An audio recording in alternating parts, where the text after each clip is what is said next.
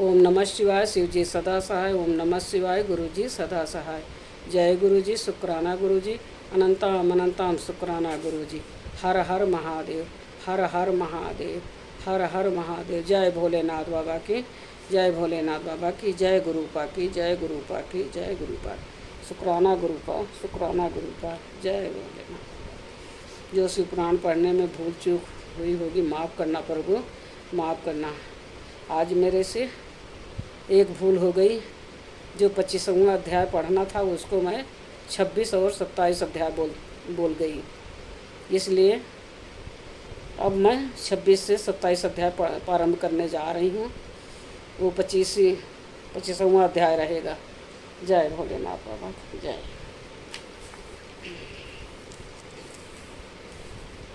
आज मैं वायवीय का संहिता का 26 से 27 अध्याय प्रारंभ करने जा रही हूँ। जय भोलेनाथ बाबा की।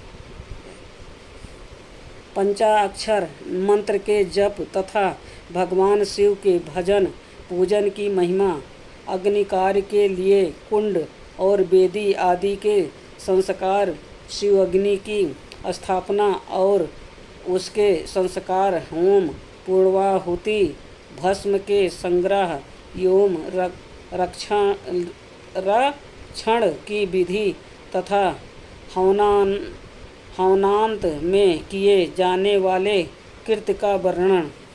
उपमन्यु कहते हैं, यदुनंदन कोई बड़ा भारी पाप करके भी भक्ति भाव से पंचाक्षर मंत्र द्वारा यदि देवेश्वर शिव का पूजन करे तो वो उस पाप से मुक्त हो जाता है। जो भक्ति भाव से पंचाक्षर मंत्र द्वारा एक ही बार शिव का पूजन कर लेता है वो भी शिव मंत्र के गौरव बस शिव धाम को चला जाता है। जो मूढ़ दुर्लभ मानव जन्म पाकर भगवान शिव की अर्चना नहीं करता उसका वो जन्म निष्फल है, क्योंकि वो मोक्ष का साधक नहीं होता। जो दुर्लभ मानव जन्म पाकर पिनाक पाणी महादेव की आराधना करते हैं उन्हीं का जन्म सफल होता है और वही कृतार्थ एवं श्रेष्ठ मनुष्य हैं जो भगवान शिव की भक्ति में तत्पर रहते हैं। जिसका चित्त भगवान शिव के समान प्रणत होता है तथा जो सदा ही भगवान शिव के चिंतन में लगे रहते हैं वह कभी दुख के भागी नहीं होते। मनोहर भवन भाव विलास से विभूषित तरुणी स्त्रियां और जिससे पूर्ण तृप्त हो जाए इतना धन, ये सब भगवान शिव की आराधना के फल हैं।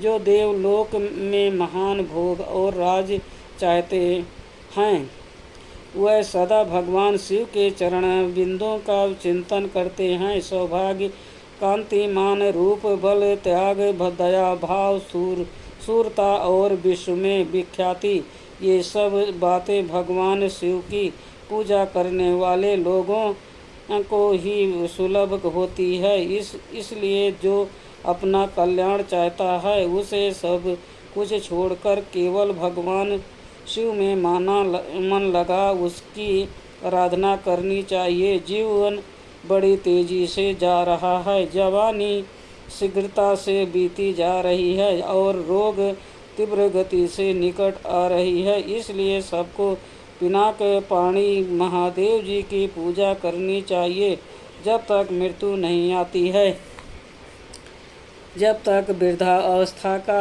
आक्रमण नहीं होता और जब तक इंद्रियों की शक्ति क्षीण नहीं हो जाती तब तक ही भगवान शंकर की आराधना कर लो। भगवान शिव की आराधना के समान दूसरा कोई धर्म तीनों लोकों में नहीं है। अब मैं अग्निकार्य का वर्णन करूँगा। कुंड में स्थारीडल पर, वेदी में लोहे के हवन पात्र में या नूतन सुंदर मिट्टी के पात्र में विधि पूर्वक अग्नि की स्थापना करके उसका संस्कार करें। तत्पश्चात वहाँ महादेव जी की आराधना करके होम कर्म आरंभ करें। कुंड 2 या 1 हाथ लंबा चौड़ा होना चाहिए। वेदी को गोल या चौकोर बनाना चाहिए, साथ ही मंडल भी बनाना आवश्यक है। कुंड विस्तृत और गहरा होना चाहिए। उसके मध्य भाग में अष्टदल कमल अंकित करें। वह 2 या 4 अंगुल ऊंचा हो। कुंड के भीतर 2 बित्ते की ऊंचाई पर नाभि की स्थिति बताई गई है। मध्यमा अंगुलियों के मध्यम और उत्तम पर्वों के बराबर मध्य भाग या कटिभाग जानना चाहिए। साधु पुरुष 24 अंगुल के बराबर एक हाथ का परिणाम बताते हैं। कुंड की 3, 2 या 1 मेखला धोनी चाहिए। इन मेखलाओं का इस तरह निर्माण करें जिससे कुंड की शोभा बढ़े।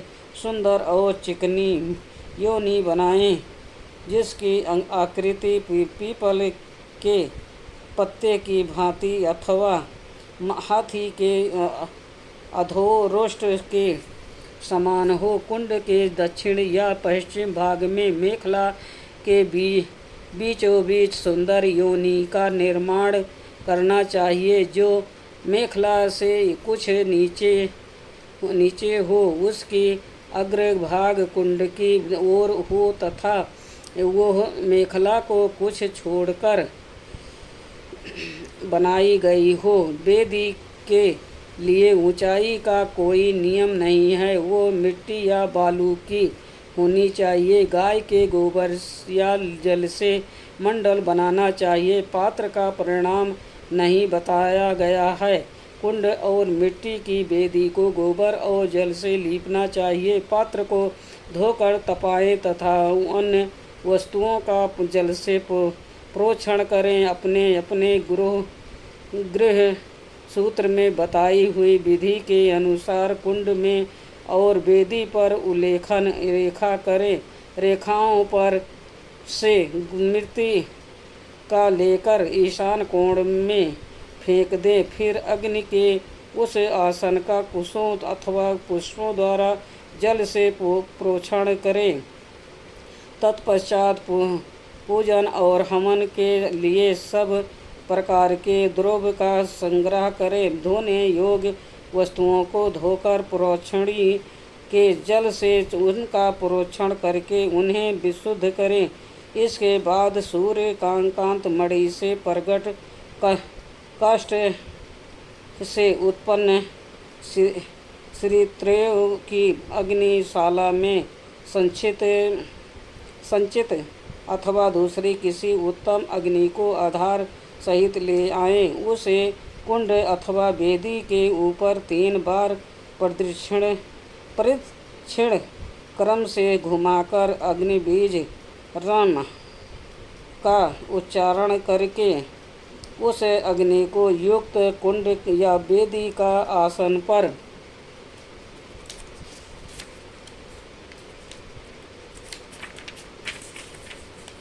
स्थापित कर दें।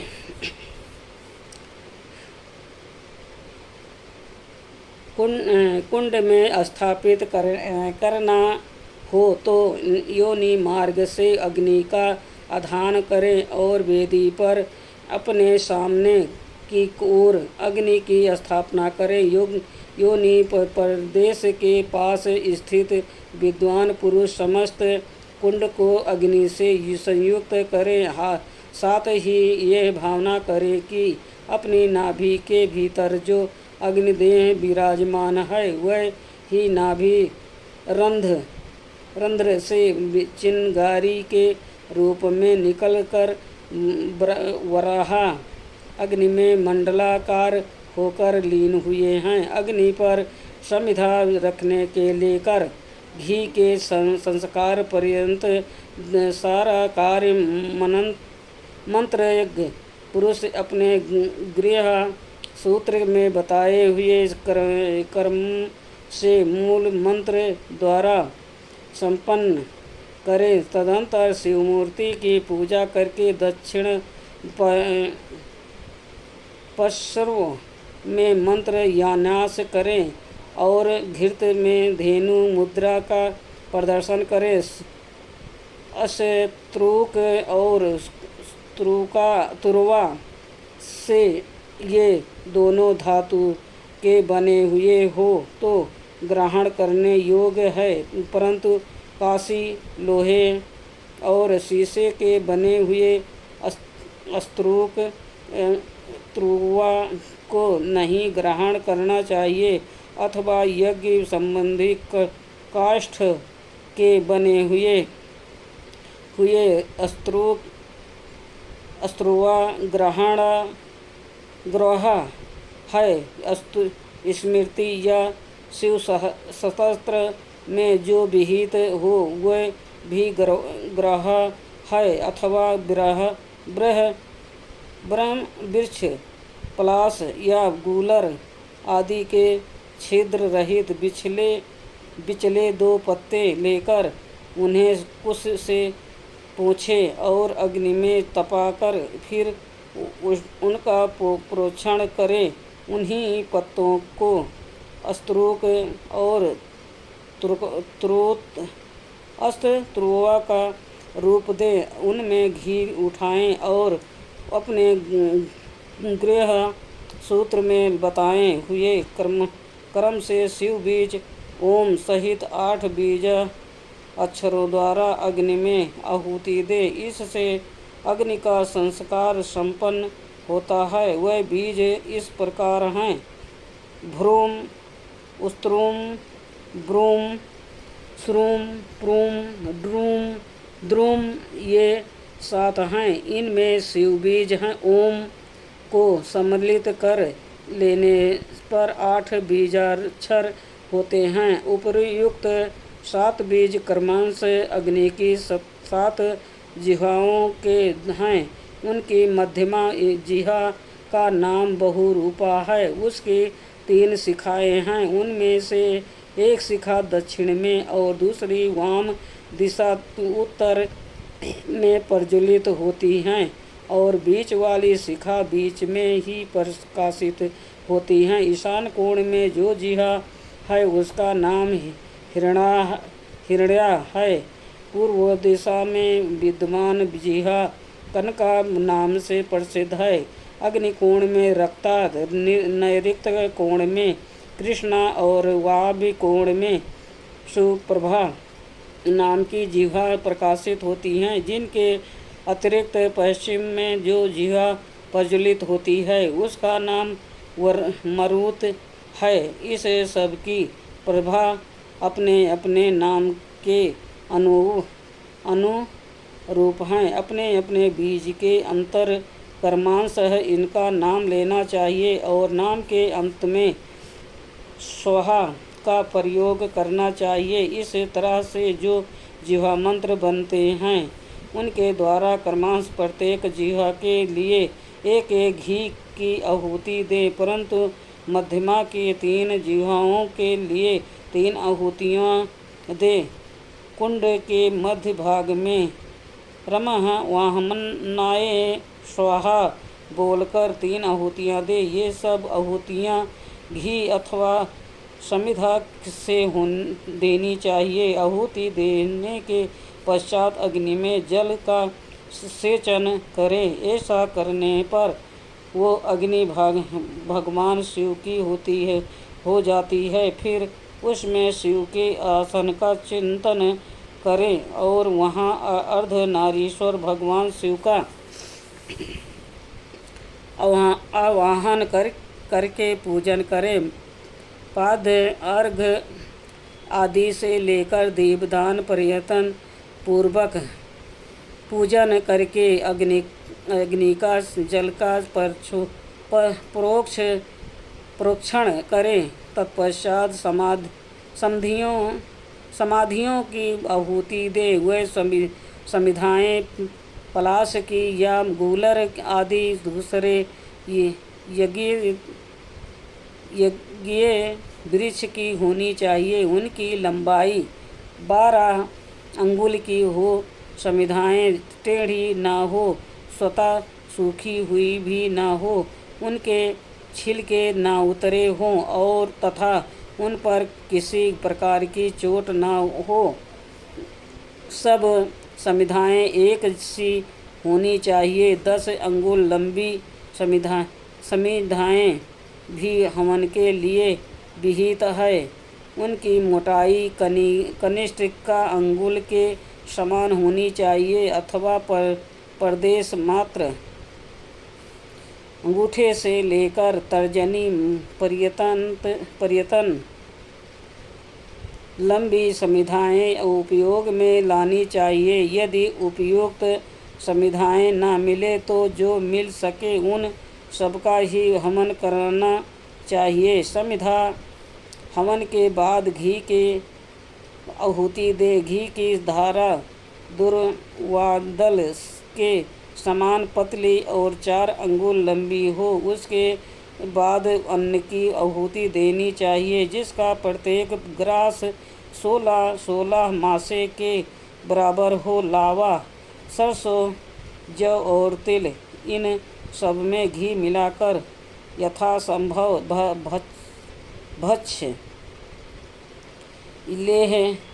लेहा और चोष्य का भी मिश्रण करें तथा इसका सबकी यथाशक्ति 10, 5 या 3 आहुतियाँ दे अथवा एक ही आहुति दे। अस्त्रुआ से, समिधा से, अस्त्रोक से अथवा हाथ से आहुति देनी चाहिए। उसके भी दिव्य तीर्थ से अथवा ऋषि तीर्थ से आहुति देने का विधान है। यदि उपयुक्त सभी द्रव्य न मिले तो किसी एक ही द्रव्य से श्रद्धापूर्वक आहुति देनी चाहिए। प्रायश्चित के लिए मंत्र में से अभिमंत्रित करके 3 आहुतियाँ दे। फिर होमावशिष्ट घृत से अस्त्रोक को भरकर उसके अग्रभाग में फूल रखकर उसे द्रव्य सहित अधोमुख अस्त्रुआ से ढक दे। इसके बाद खड़ा हो उसे अंजलि में लेकर ओम नमः शिवाय औसट का उच्चारण करके जौ के तुल्य घी की धारा की आहुति दे। इस प्रकार पूर्ण आहुति दे करके अग्नि में पूर्ववत जल का छींटा दे। तत्पश्चात देवेश्वर शिव का विसर्जन करके अग्नि की रक्षा करे। फिर अग्नि का भी विसर्जन करके भावना द्वारा नाभि में स्थापित करके नित्य यजन करें अथवा शिव सहस्त्र में बताई हुई पद्धति के अनुसार वागीश्वरी के गर्भ से प्रकट हुए अग्नि देव को लाकर विधिवत संस्कार करके उनका पूजन करें। फिर समिधा का आधान करके सब ओर से प्रसिद्धियों का निर्माण करें। इसके बाद वहाँ 2-2 पात्र रखकर शिव का यजन करके प्रोक्षणीय पात्र का शोधन करें। उस पात्र के जल से पूर्वोक्त वस्तुओं का प्रोक्षण करके जल से भरे हुए प्रणीता पात्र को ईशान कोण में रखें। घी के संस्कार तक का सारा कार्य करके अस्त्रोक और अस्त्रुआ का संशोधन करें। तदंतर पिता शिव द्वारा माता वागीश्वरी का गर्भाधान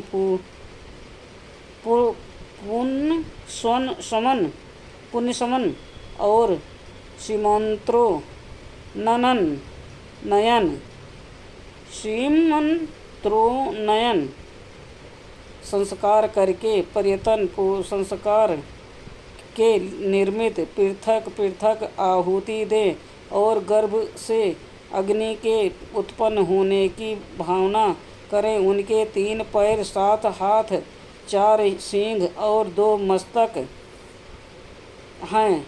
मधु के समान पिंगल वर्ण वाले 3 नेत्र हैं। सिर पर जटा जूट और चंद्रमा का मुकुट है। उनकी अंग कांति लाल है। लाल रंग के ही वस्त्र, चंदन, माला और आभूषण उनकी शोभा बढ़ाते हैं। सब लक्षणों से संपन्न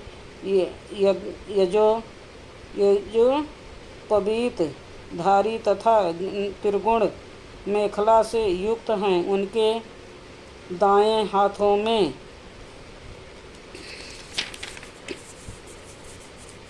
शक्ति है, अस्त्रोक और अस्त्रुआ है तथा बाएं हाथों में तोमर, ताड़का, पंखा और घी से भरा हुआ पात्र है। इस आकृत में उत्पन्न हुए अग्नि देव का ध्यान करके उनका जात कर्म संस्कार करें। तत्पश्चात नाल छेदन करके सूतक की शुद्धि करें। फिर आहुति देकर शिव संबंधी अग्नि का रुचि नाम रखें।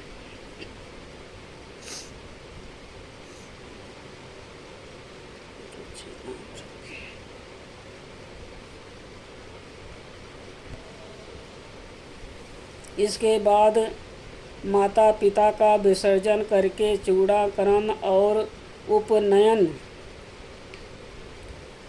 आदि से लेकर यारम पर्यंत संस्कार करें। तत्पश्चात घृत धारा आदि का होम करके ऋष्योष्ट कृत होम करें। इसके बाद रम बीज का उच्चारण करके अग्नि पर जल का छींटा डालें। फिर ब्रह्मा, विष्णु, शिव, इस लोक के स्वर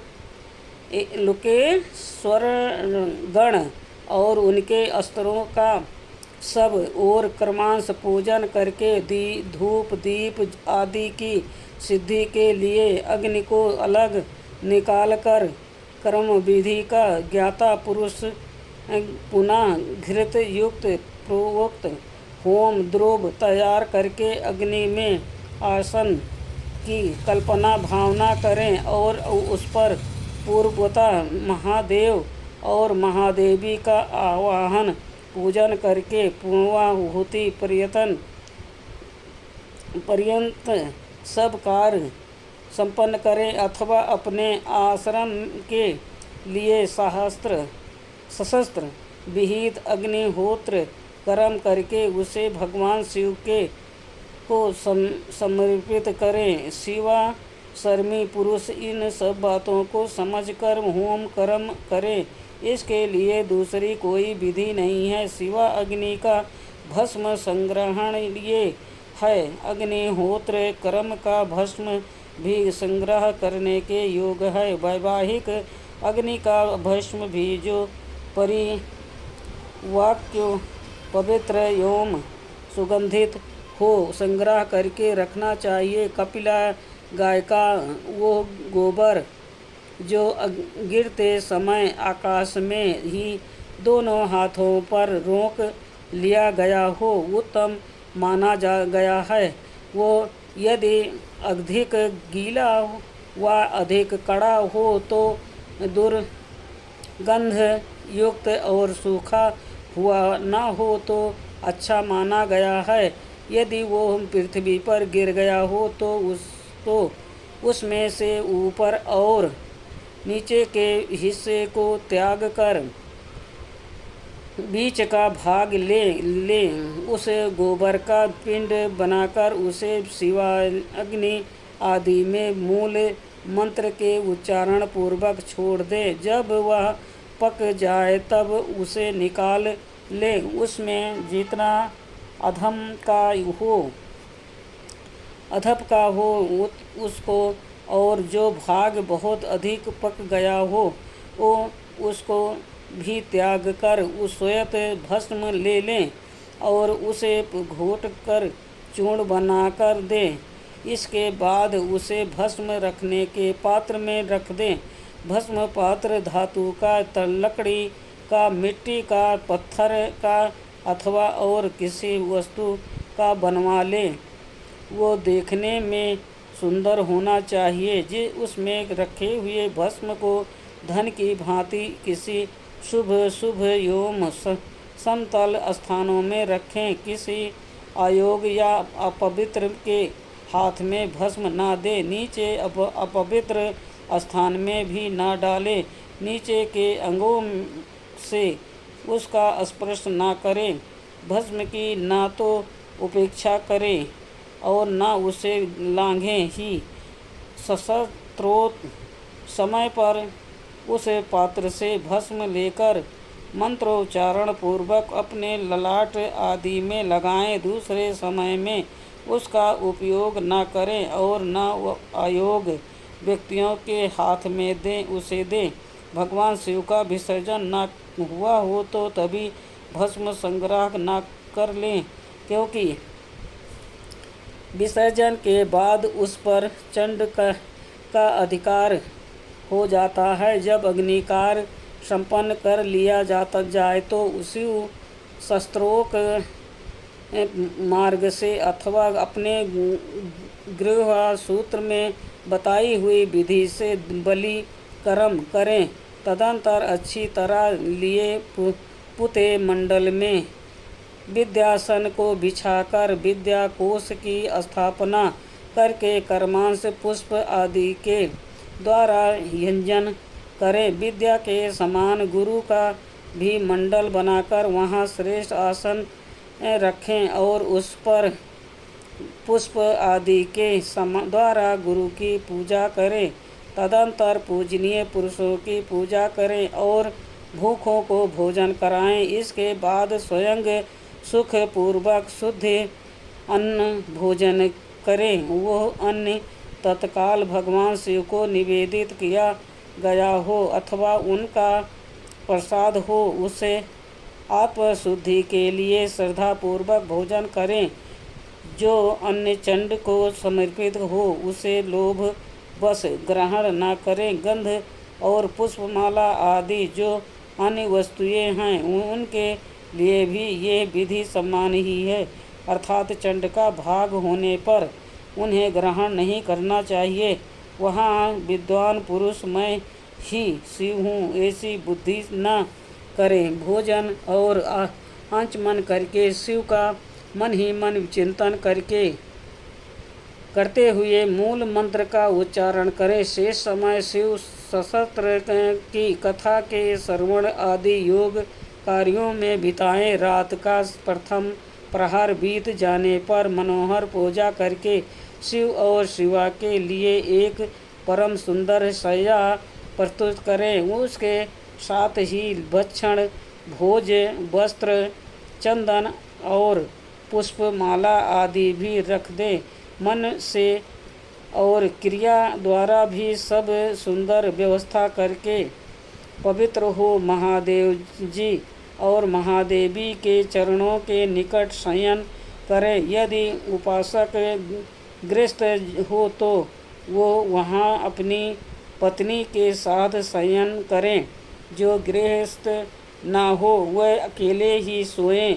उस काल आया जान मन ही मन पार्वती देवी तथा प्रसादों सहित अविनाशी भगवान शिव को प्रणाम करके देश कालोचित कार्य तथा शौच आदि कृत्य पूर्ण करें। फिर यथाशक्ति शंख आदि वाद्यों की दिव्य ध्वनियों से महादेव की महादेवी को जगाएं। इसके बाद उस समान खिले हुए परम सुगंधित पुष्पों द्वारा शिवा और शिव की पूजा करके पूर्वोक्त कार्य आरंभ करें। आज का वायव्य संहिता का 26 से 27वां अध्याय संपूर्ण हुआ। ओम नमः शिवाय। शिव जी सदा सहाय। ओम नमः शिवाय। गुरु जी सदा सहाय। जय गुरु जी। शुक्राना गुरु जी। अनंतम अनंतम अनंतम शुक्राना गुरु जी। जय भोलेनाथ बाबा की। जय भोलेनाथ बाबा की। जो शिवपुराण पढ़ने में भूल चूक हुई होगी माफ़ करना प्रभु, माफ़ करना। जय भोलेनाथ बाबा की। जय भोलेनाथ बाबा की। बहुत बड़ा अध्याय हो गया। जय बाबा की।